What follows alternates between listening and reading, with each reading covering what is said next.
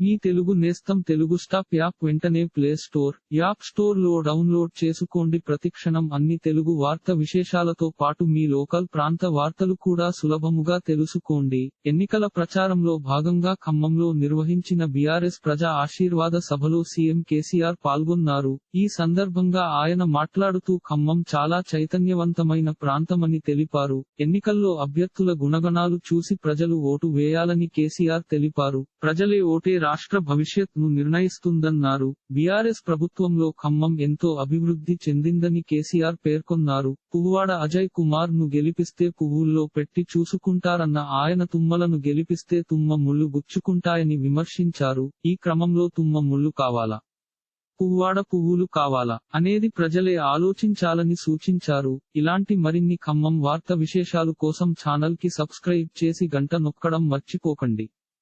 ఈ వీడియోని తోటి మిత్రులకి షేర్ చేయండి. మీ అభిప్రాయాన్ని కామెంట్ లో తెలపండి.